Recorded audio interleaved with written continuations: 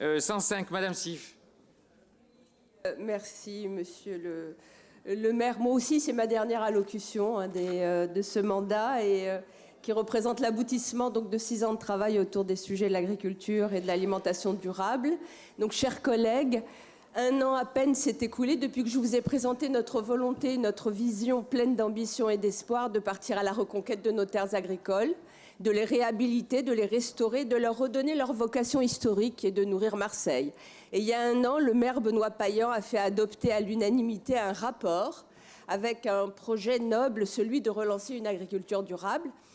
L'actualité de ces derniers jours est terrible. Les images que vous avez vues comme moi sont chargées de peine, de détresse, d'émotion et de tout cela nous rappellent combien est important l'acte de nourrir, mais avant lui l'acte de produire et l'acte de nos producteurs. Le monde a besoin des paysans, la France a besoin de ses paysans et Marseille a besoin de paysans. La ville de Marseille accompagne des paysans pour s'installer sur nos parcelles. C'est un peu le sens du rapport que je vous présente, chers collègues, de cette candidature que nous avions évoquée et qu'aujourd'hui nous concrétisons. Marseille, en effet, demande la labellisation de son projet agri-alimentaire et sa reconnaissance auprès de l'État sous forme de plan alimentaire territorialisé émergent. Alors, d'aucuns pourraient dire qu'un PAT opérationnel est déjà présent sur le territoire. Alors, qu'est-ce que vous avez besoin d'en faire un deuxième? Ce débat-là, nous l'avons déjà eu. Et je tiens à vous rappeler combien, sur le sujet, nous œuvrons en bonne entente et en synergie avec la métropole.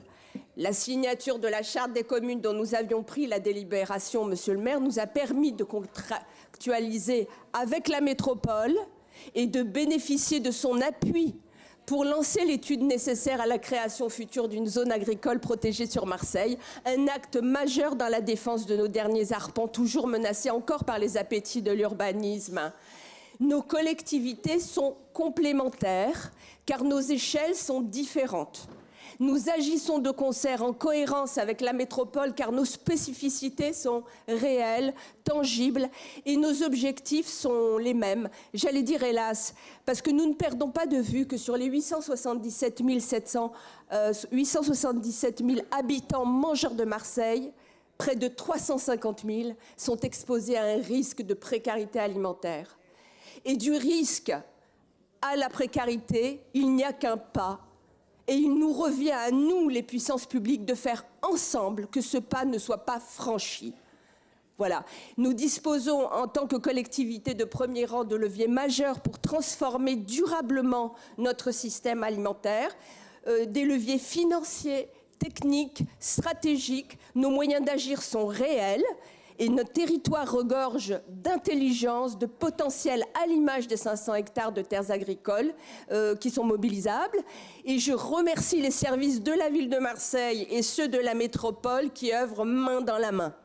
Marseille, deuxième ville de France, mérite ça. Se devait de proposer un projet alimentaire ambitieux, éco-compatible avec les enjeux majeurs de notre société, un projet robuste face aux risques nombreux que fait peser le dérèglement climatique sur nos capacités à proposer un avenir soutenable à nos concitoyens d'aujourd'hui, mais aussi de demain. Forte de ses compétences et de son engagement, la ville de Marseille propose donc une vision structurée autour de l'approche une seule santé, si chère à nous toutes et tous, et particulièrement à Madame Rubirola, qui intègre des objectifs climatiques, qui guide l'ensemble de ses politiques publiques et qui adopte une vision intégrée des enjeux alimentaires. En partant donc en quête d'une plus grande justice alimentaire pour assurer au plus grand nombre et au public marseillais les plus fragiles une accessibilité des produits locaux et de qualité, notre projet agri-alimentaire marseillais développera l'agriculture locale, les circuits courts, renforcera la qualité gustative comme la durabilité de la restauration collective de nos 55 000 petits Marseillaises et petits Marseillais que nous nourrissons quotidiennement. Cette dynamique que nous souhaitons créer pourra profiter à de nombreux acteurs déjà en place. Le projet est en marche. Nombreuses sont les actions déjà engagées. Nos partenaires nous attendent. Ils l'ont exprimé lors du forum du PAT communal que nous avons tenu le 8 octobre dernier avec mon collègue Pierre Huguet. Près d'une centaine de partenaires ont partagé avec leur regard leurs projets associatifs, d'entreprise, leur envie pour la cité phocéenne, sur les habitants et la manière dont ils pourront mieux les nourrir. Et cette forte mobilisation des partenaires a suscité des échanges et des contributions précieuses pour amorcer la dynamique territoriale sur l'alimentation locale. Et notre candidature est riche des fruits de cette première étape de concertation. J'en profite pour les remercier. Demain, nous irons déposer notre demande de PAT, donc le PAM, soutenu de toutes et tous, accompagné de nombreux courriers de soutien, dont celui de la métropole, signé de sa présidente Vassal, que je souhaite ici encore remercier. L'État instruira le dossier en janvier. Et je souhaite qu'il apprécie sa pertinence et les opportunités qu'il recèle pour notre territoire, pour Marseille. Le mandat électoral ne sera pas fini. Et je ne me manquerai pas, chers et chers collègues, de vous tenir informés des suites du projet agroalimentaire de Marseille, le PAM. Avis favorable de la Commission. Merci.